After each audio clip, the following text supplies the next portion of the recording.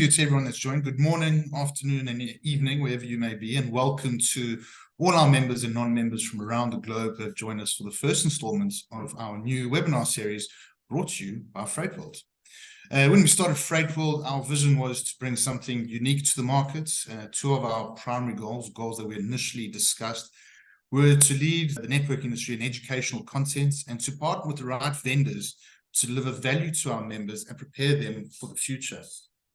Even before our official launch in last year, May, I actually approached Pledge and shared our vision with David, the co-founder of Pledge. He was immediately interested and introduced me to the rest of the team, and the rest is really history. Pledge has supported us from day one, and we are incredibly grateful for their support during our early stages. Given this early partnership we had before we even had a single member, it is only fitting that Pledge be our first guest in our webinar series. For those who may not be familiar with Pledge, they are our sustainability partner. Pledge enables you to incorporate accredited emissions measurements, reporting, and offsetting into your services, something that is becoming more relevant in our industry. I will let Sanj, the presenter, get into the details of this during his presentation. So today, we are privileged to have Sanj, the Head of Partnerships at Pledge, join us. Sanj will be presenting on a freight forwarder's guide to carbon emissions reporting. Welcome, Sanj. Good to have you here. Thank you very much for having me. Very, very privileged to be here. I was just looking at the sizzle reel before, and you've done a lot in a year. So that's really good to see. And I'm sure it's incredibly exciting for the members out there to see what you've got lined up, as I'm particularly excited as well. And so, yeah, kudos to you and your team to pull this together. So, yeah, nice work. Thank you, Sanj. I appreciate it. It's been exciting for us. You know, we've got a very young, dynamic team, so to bring something fresh to the industry is our goal. So thank you for those kind words. I know the team and I appreciate that hugely. But before I hand over to you, I just want to remind everyone that if you have any questions during the presentation, please use the Q&A button at the bottom of the screen and add your questions there. We will address all questions at the end of the presentation. Additionally, the webinar is being recorded and will be available on our website under Freyt TV. We'll also email the recording to all attendees in the coming days. So without further ado, I hand over to you, Sanj. Cool. Thank you very much. And hopefully my first question, as normal, is can you see my screen? So I'm assuming that you can. If you can't, then please do let me know. But there should be a slide. It's good. I'll take that. So as you can see, there's a slide that I will be talking about carbon emission reporting and where do you actually start. But before we dive into that, as an addition to what Murray was talking about a bit earlier, a little bit about Pledge and what we aim to do. And what we aim to do is to start thinking about how we can drive some change in an industry that has evolved over an incredibly long amount of time. And it's a big challenge doing that. Supply chains are incredibly complicated. So being in a position where you're able to enact change with those actors around it is something that's really, really important. And it's been said that, you know, logistics is the art of coordination. And so when an item magically appears on your doorstep, no one really gives a second thought as to how it got there. And my previous history is not in logistics. It's something that I've come into, and understanding the supply chain is incredibly important. And with that comes statistics like this. So over time, we know that logistics in itself has evolved massively, certainly during the pandemic as well. We saw an acceleration in terms of global trade and the importance of logistics and its role within that. And with that, that focus on logistics at that period of time, there became an ever-increasing sort of focus on things like, you know, what this impact is on the environment. And this statistic here gives you a bit of a starting point. So freight contributes 11% of all carbon emissions today. This statistic hasn't actually moved too much in any direction, which, you know, in hindsight, isn't, people think, well, actually, we had a massive peak during, you know, the pandemic and everything else, and, you know, things haven't particularly moved either way, so that's surely a good thing.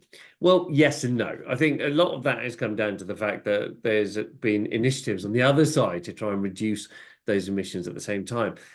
And there's been this stasis, this attrition between, trying to reduce emissions at the same time global trade and logistics going up. And the thing is, it's actually continuing to accelerate the other way. So what I mean by that is if freight continues to grow at the same rate, as we all hope it does, then we're looking at 20% of all global greenhouse gas emissions actually coming from the global logistics industry by 2050, which is a bit of a challenge, given that the Paris Climate Agreement was to get us to net zero by 2050. So you can see there's a big disconnect between where we need to get to and what's happening at the moment in terms of current context. So with that, what ended up happening was that, and I'll dive into a little bit on this. I don't want to talk too much about regulations, but ultimately regulations are effectively what we see on the left-hand side here. So you have these mandatory regulations out there coming into market. You may have heard about some of these as well. And so there's in Europe and the EU, we've got the Corporate Sustainability Reporting Directive, otherwise known as CSRD. Here's some acronyms for you. We have Sustainability Disclosure Standards, SDS. We have Climate, California Climate Disclosure, and so on and so forth. And give you a bit of context on how this all works. All these regulations, initially to start with, are very much focused on reporting to start, because without being able to understand where you are today, you're not in a position to start reduction, right? So until now, most companies only reported on their scope 1 and 2 emissions, which are pretty straightforward, right? So it's things that happen in your own business, effectively. Scope 3, which is where we're focused here, is about things that happen in the supply chain. And in the UK, the sustainability disclosures standards, when they do come into effect, whenever that may be, we have an election in, let me think, about a week's time. So, who knows what's going to happen there. But ultimately, it's they pulled all these other standards into their own one, and then there's a framework, and that includes scope 3 emissions. And if freight forwarders don't take adequate steps towards sustainability, you'll have a couple of challenges. One, the regulatory risks, right? So there may well be fines involved, but there's also things like insurance, which you need to start thinking about. So some insurers, we work with a few insurers already, insurance brokers are looking at sustainability incredibly closely. So you can see the knock-on effect where regulations have a direct business impact, okay? So there's a whole bunch of things to look on that side. On the other side, you've also got the voluntary drivers as well, okay? So that, what we mean by that, so these are ultimately driven by market forces. So customers, investors, employees, end customer, the consumer, and businesses around the world are actually starting to respond to this, okay? There's been a massive year-on-year growth, and I'll show you a slide in a minute, about commitments to sustainable practices. So that's something to bear in mind.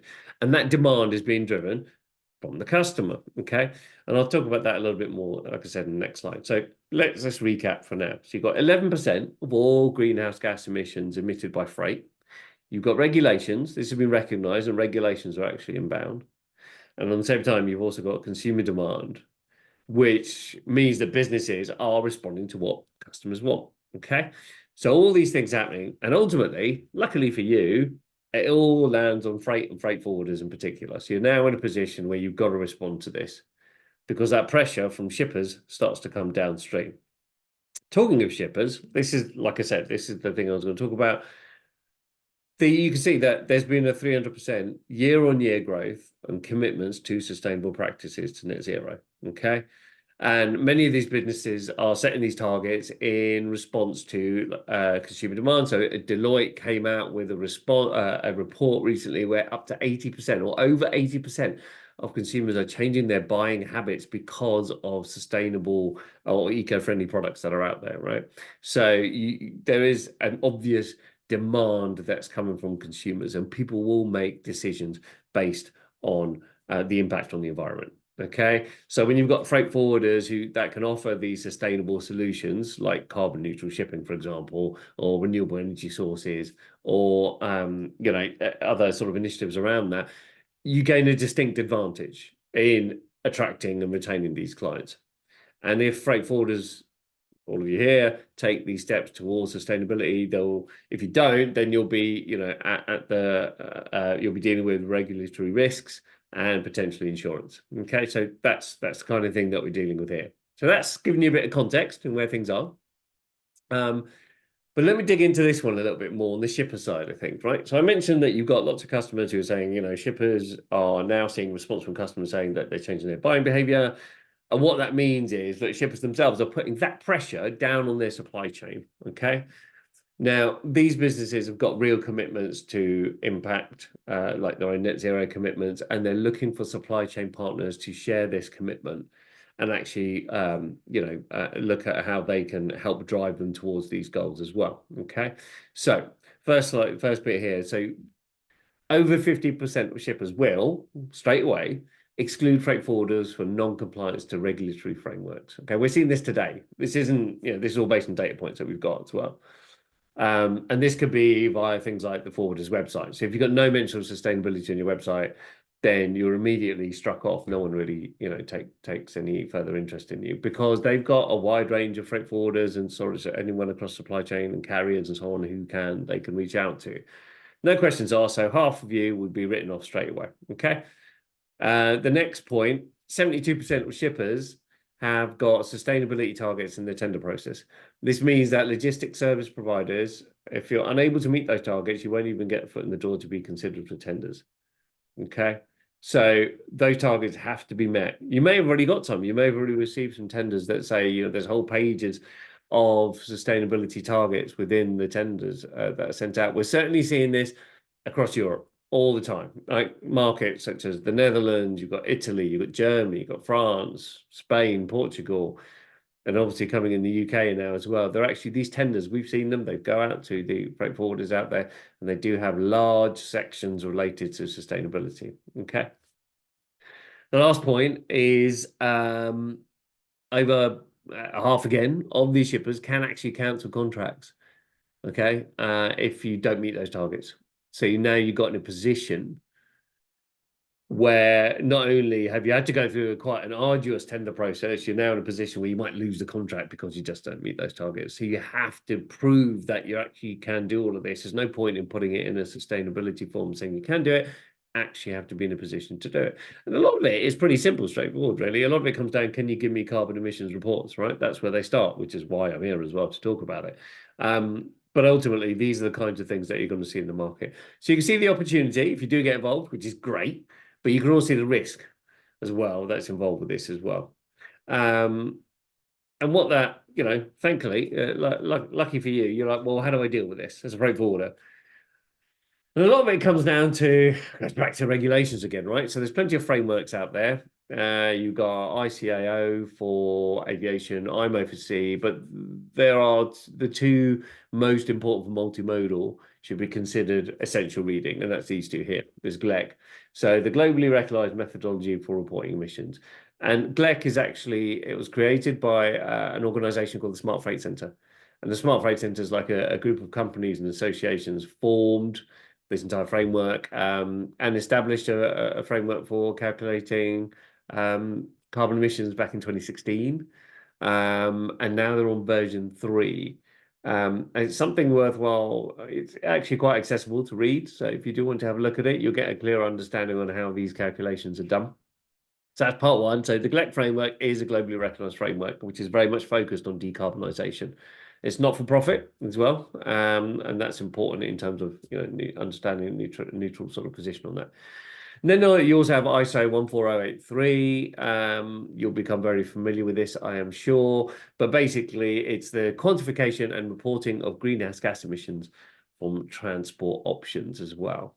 Okay, so they're the two frameworks which can actually help you navigate through a market where shippers are requesting a huge amount of information regarding sustainability from their own tender process.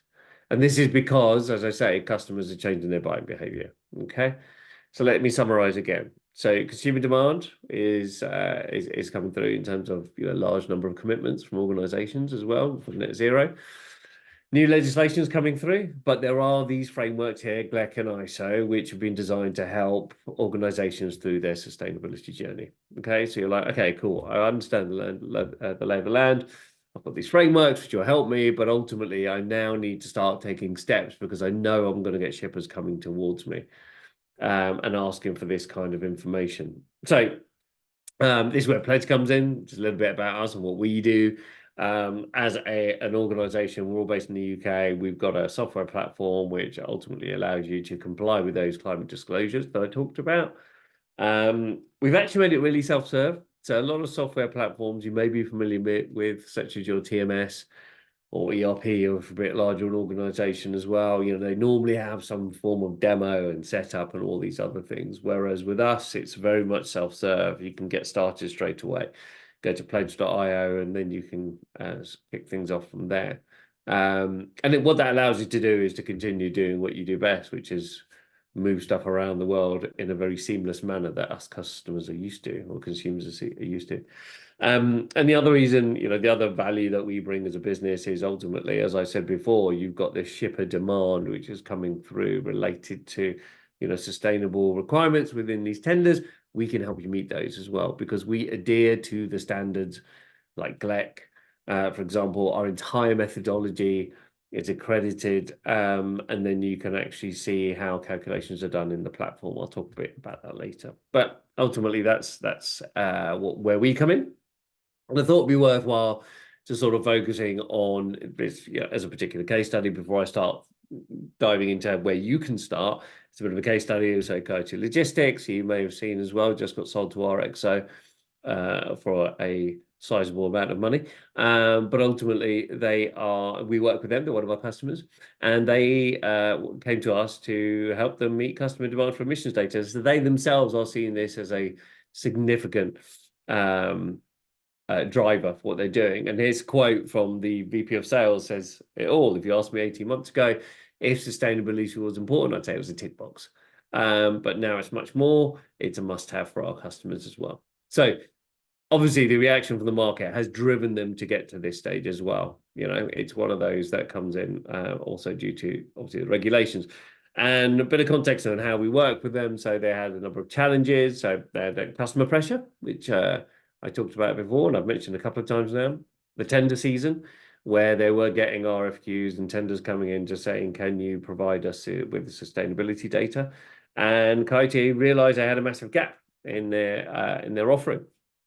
So they looked at ways to, you know, measure and report these emissions, and they came to us. But there were challenges involved, and these challenges are here, and probably what you're quite familiar with as well. So they weren't sure about the quality of the results. Were they sure that the calculations of any reports were going to be accredited? That was one of the things that they were worried about, which is why they spoke to us. The process, they were concerned that it was going to be a very manual process. And to be honest, I can see why, because we've actually spoken to forwarders around the world who do actually do some of these, or they have been doing these carbon emissions calculations on Excel spreadsheets and everything else. But now, if you look at the GLEC framework, I'm no professor of maths, but if you are, then please feel free to have a look at that and apply that to your own methodology, your own shipping data, because ultimately it's not exactly straightforward, and it was a lot of work, and it's an expensive process. And that leads into the next point, which is how easy it was to scale. And it wasn't really, because as I'm sure you can imagine, doing this manually doesn't make it easy if you're doing thousands of shipments every month. And on top of that, given the way the invoicing and the sales cycle works and everything else, the customers wanted things straight away. So as soon as an invoice was sent or a shipping manifest was completed, they want the carbon emissions data on there as well. So they had these challenges, and they decided to come to us. And what we ended up working with them is that we gave them the accredited multimodal emissions calculations. So they got started really quickly without demos or anything else like that. As I mentioned before, it's all self-serve. We've got a couple of features in the platform which give you, so we talked about the what. The what is the carbon report itself, but the next question that comes up is, well, how did you get there? And these two features, accuracy and clarity, give you that insight and give a user a very clear idea on how those calculations are actually being appearing and how those calculations are met. As I mentioned before, it's GLEC and ISO aligned as well, so they could stand by those results. They weren't concerned about the quality of those results. We could prove that to them in the data that we had. And they wanted it to scale, if you remember, so we made it accessible for everyone and their team as well. And what that meant is that it gave complete transparency across the organization, but also meant that everyone was aligned. And if anyone wanted any data, they could get it very quickly from the platform as well. Very simple to do that. They were able to set one account as an administrator, and then you can send invitations to other members of your team as well. So it allows you to scale. So that's a bit of a case study in terms of what we do and how we can help meet that demand and help meet the business requirements at the same time with our scalable solution. So you're probably asking yourself, like, where do we go? Where do we start with this?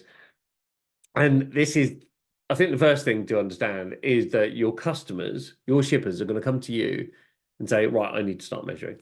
Well, at least we hope that's what they're going to say, right? Ultimately, there's 4 boxes. You've got measure, report, reduce, remove. And I'll go through each one.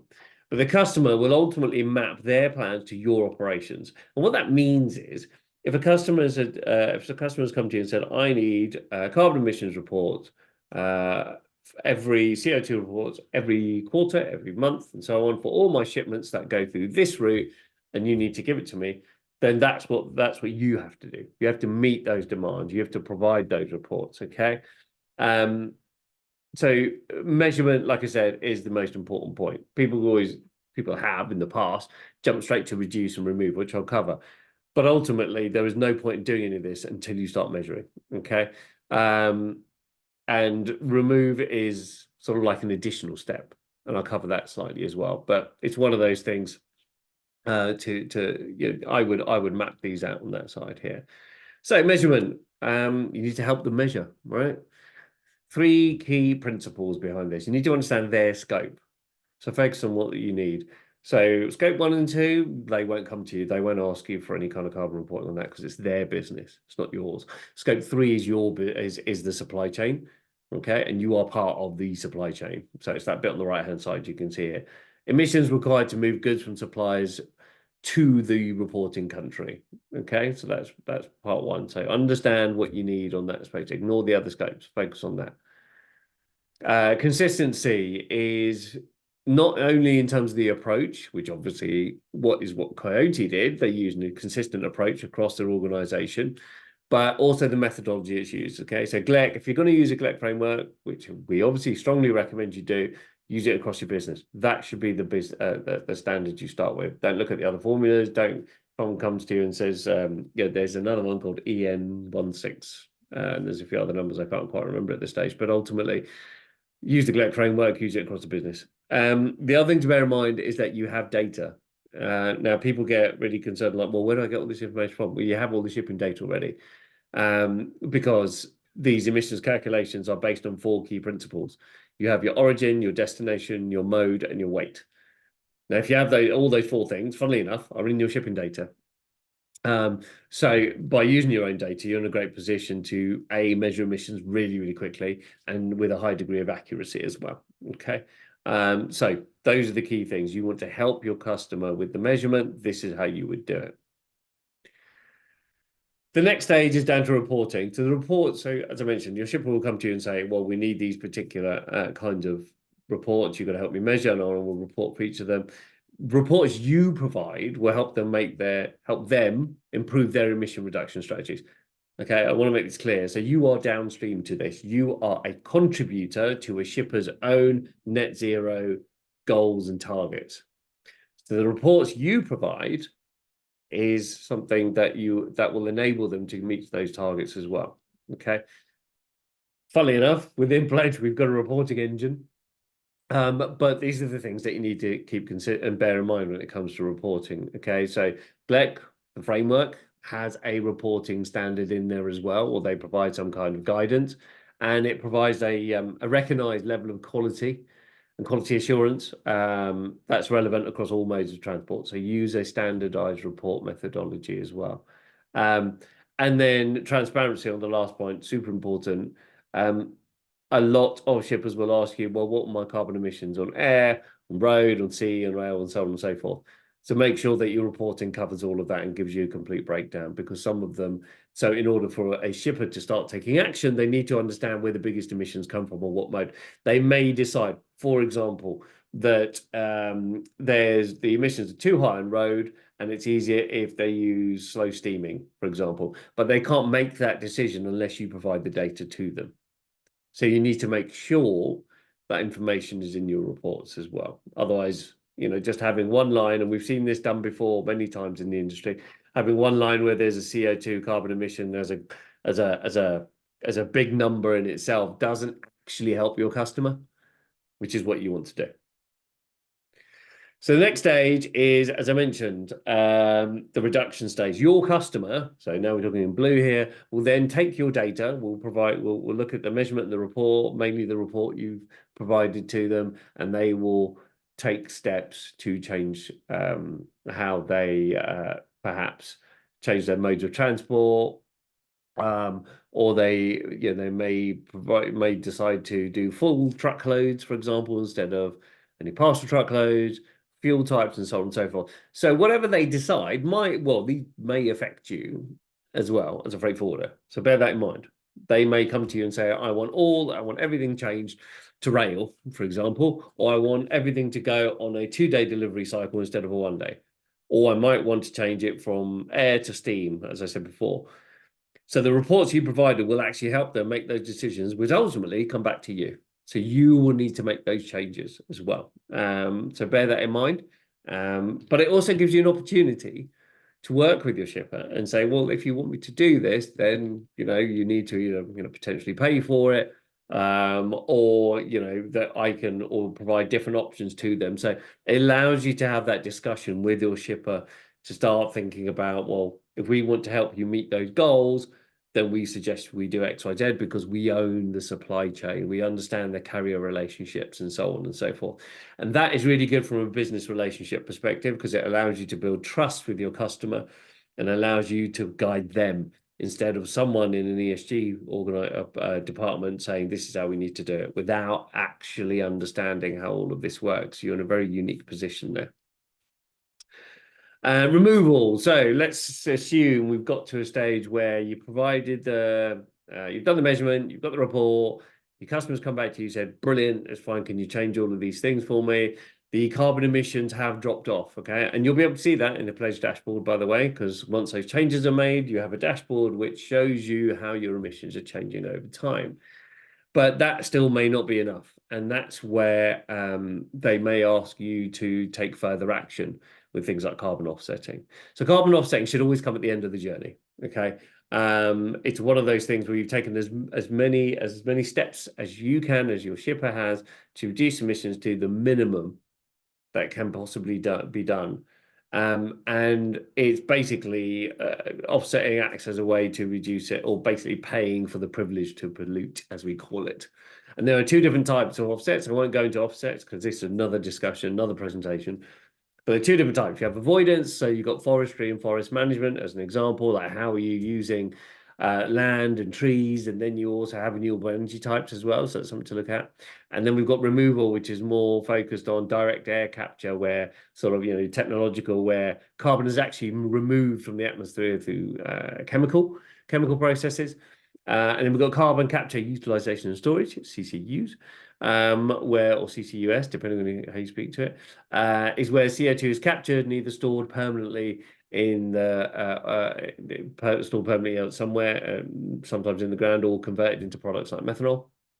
And we've got nature-based ones as well. So reforestation is actually planting trees, which you're probably familiar with. And afforestation is actually slightly different. And it's where you turn agricultural land, like farmland, into sustainable forest. Okay, so these are different types of options out there. And if your customer may come to you and say, well, can you help me can you help me with carbon offsetting? Again, within Pledge, we provide a carbon offset marketplace where everything is verified and with the appropriate registries and so on, and you can present that to your client. So yes, we can help you with this as well. Again, enabling you to deepen that relationship with your client and making sure that you're in a position to actually help them with things like emissions reduction. It gives them the opportunity to have environmental benefit. So that businesses love that. Shippers love standing up and talking about how they're doing good things for the environment as well. and they can actually prove that this isn't something they've just talked about. They've actually done. We will provide a certificate from our platform as well, and those certificates are limited. Okay, so one of the things that used to happen over the years was that people were handing out certificates all the time. But if you think about it, projects that remove carbon from the atmosphere can only run for a certain amount of time before you have to do something else. So because there's only so much carbon that comes out of the atmosphere. And the third bullet point is very much focused on, carbon credits are issued per project, as I said, and you're able to see all of that from the pledge platform as well. You're able to see which projects are available, how much is available in terms of, credit you can actually buy, and then go from there. So, like I said, the last two boxes on the right-hand side are very much focused on your customer.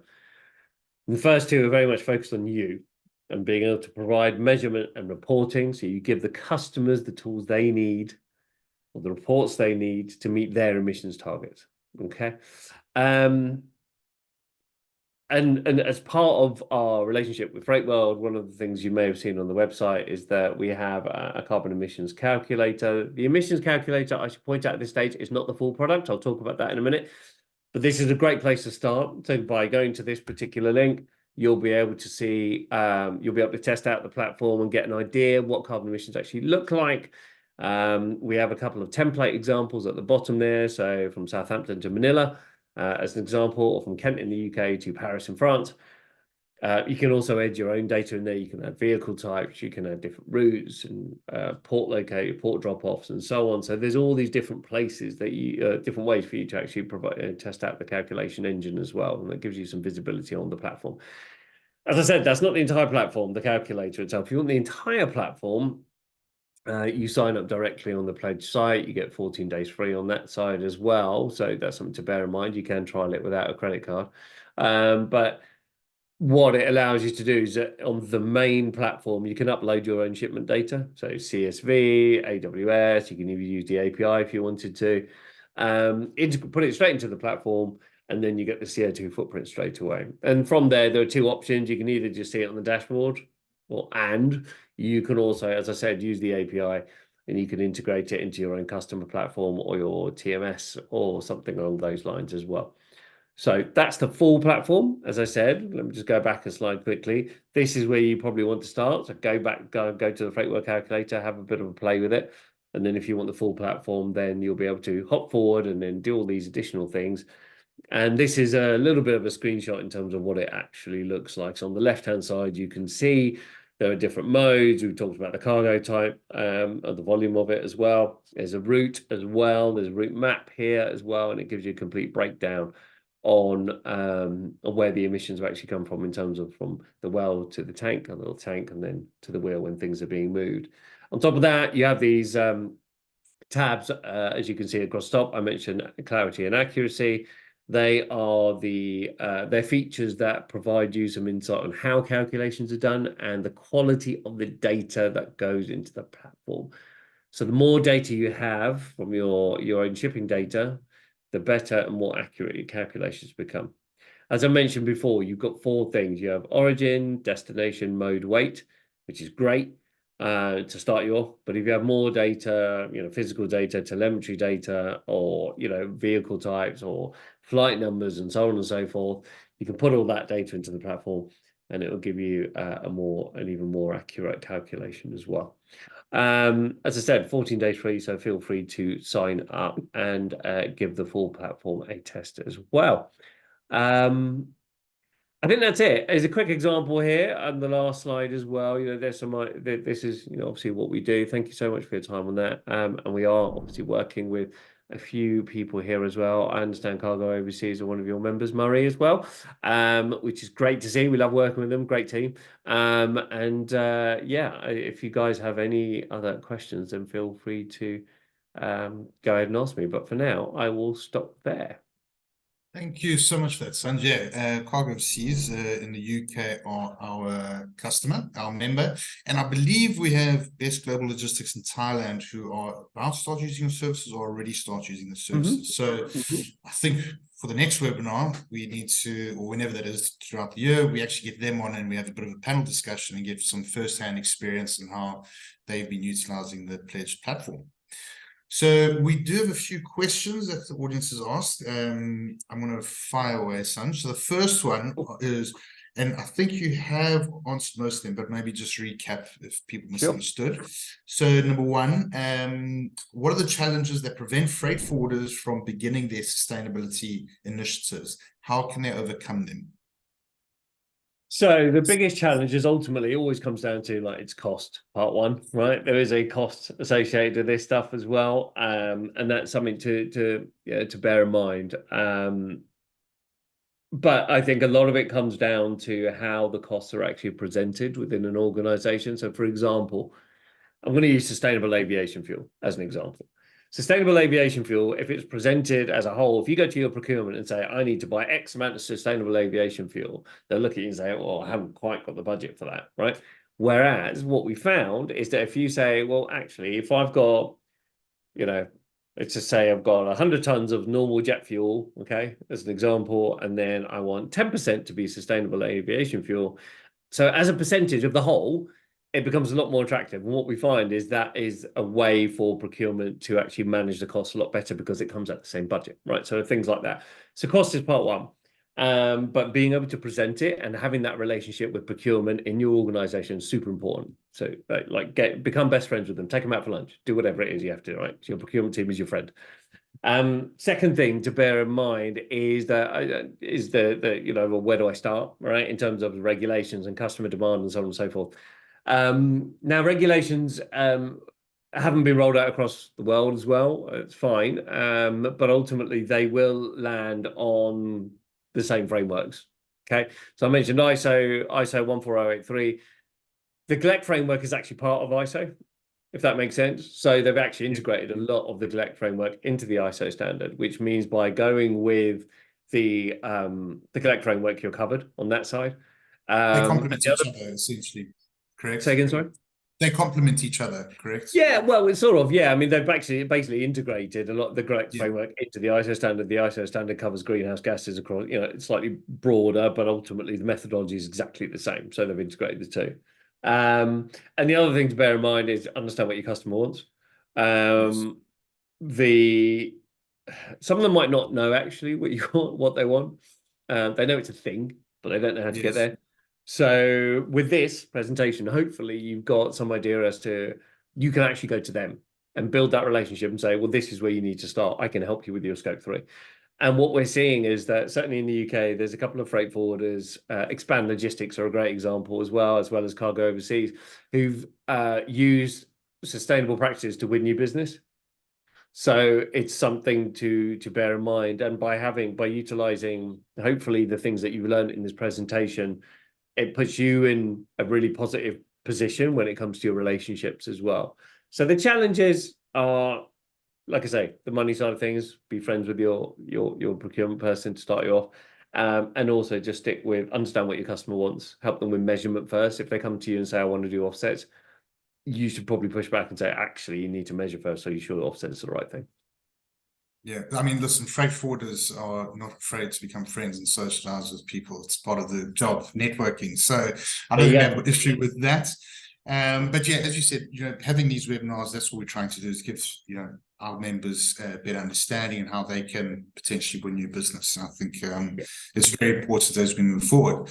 So the next question, which I think you've already answered, so we'll move on. It was, why should freight forwarders act on market trends and regulatory changes? What can be done to get started, which you've answered. The next question, logistics sustainability has been a topic for decades. What has made it a priority for companies today? Yeah, so I can bring that back straight to the top of the presentation, right? There's a massive body of evidence that climate change is having a direct impact on our day-to-day lives, both in terms of, the availability of certain products and perishables at a certain point a year, through to being able to ship things on time when there's a storm over the Atlantic Ocean, for example. So, climate change is having this very, very definite effect on our day-to-day lives, and logistics is a large part of that. And both in terms of the impact that will be felt by consumers if things don't arrive on time or aren't available in the store, whatever it is, but also in terms of the contributing factors towards greenhouse gas emissions increasing, a significant, unfortunately, significant part does come from freight and logistics. Yes. But it's also, interestingly enough, I should caveat that by saying scope 3 is actually the one scope where you can have the biggest impact really quickly. So the return on investment is quite significant. So by making small changes from a business perspective on supply chain and what you're able to help them with as a freight forwarder, the impact of that you will see in terms of carbon emissions is really, really significant and really, really quick to see. So that return on investment is very, very positive. Right. And then the second last question, interesting one. What feedback have you received from other customers that Pledge are working with regarding to sustainability initiatives and reporting? So feedback we've seen, I mean, you saw one quote earlier on from Courtesy Logistics, so that was a good one. And to be honest, one of the other feedback that we get quite a lot of is that people actually sort of realize how easy it is and how it's enabled them to win a bunch of business. Now, for example, we work with a partner in the UK and they've integrated our API into their TMS platform. And what ended up happening with this is that we end up working quite closely with the TMS provider, and through their existing customer base, one of their customers came to them and said, well, actually, I use this TMS. Have you integrated with us? And they themselves were able to use the Pledge technology within their own TMS, and they were able to win business off the back of it. So even though, you know, it's not necessarily about the technology and the platform, whatever it is we do, which I obviously think is great, which is why I'm here. But ultimately, the ability to win business off the back of utilizing or providing carbon reporting, which is accredited and trustworthy, is one of the key values that we've seen, value, sort of return on investment from a customer perspective as well. So the feedback, look, it's been positive across the board. Yeah. I'm not going to say anything else otherwise. And it's one of those things that once people realize how easy it is to do, they actually just say, well, why didn't I do this sooner? Yeah, and I think the Pledge platform, I've played around with it. I think it is for anyone who's daunted by it. The Pledge platform makes it extremely easy for any beginner to use from the beginning. Right, last question. I know you have covered this, but I think it's a good way to probably end.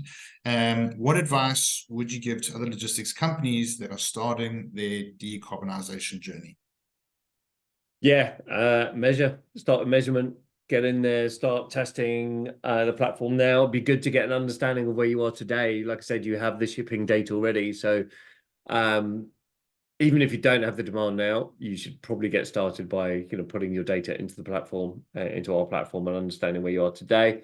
And then I would probably recommend putting yourself forward in front of your ship and saying you can provide carbon reporting to them, and this is what the emissions look like for you, sir, madam, from a shipper's perspective over the last quarter. So make it real rather than just talking about it, because a lot of it's quite ethereal. So one of the things that I often find is if you can actually prove the data point to say, go back to a shipper and say, over the last quarter, we've done a bit of work. These were your carbon emissions reporting. You should probably think about reducing these as well because of regulations, customer demand, et cetera, then that probably puts you in a really good position to kick things off. Perfect, Sanj. Yeah, thank you. I think you've pretty much covered everything that we discussed previously, so I appreciate that. That is all the time we have for today. So, Sanj, do you have any closing comments that you wish to make? No, at this stage, I think I've talked enough. So thank you so much for that, for the opportunity. I do hope that people find it particularly useful. And thank you once again for everyone turning up and the team behind organising all of this as well. Very much appreciated. Thank you. Thank you, Sanj. Really appreciate it. And thank you to everyone for attending our first webinar. We hope it's been insightful. As I said, for further information on Pledge, you can visit their website at pledge.io. It is a self sign up. Is that the correct word to use? So you can go, and you do get 14 days free. So please go give it a trial. If you are interested to learn more about Freyt World, please head over to our website at freytworld.com. It's FREYT world.com. And as Sanj mentioned in his presentation, under the resources section, you'll find the Pledge emissions calculator embedded on our site, and you can give a quick sneak peek into what they do. It's not the whole thing, but it gives you a bit of a feel. Just closing off, a quick reminder that we have recorded this, and it will be available on Freyt TV in the coming days. We'll email it out to everyone that attended. So thanks again, Sanj. Really appreciate your time. Extremely insightful. I know all of us in the office here have gained some knowledge from this. I hope everyone else watching. Thanks again to everyone, and we look forward to seeing you at our next webinar.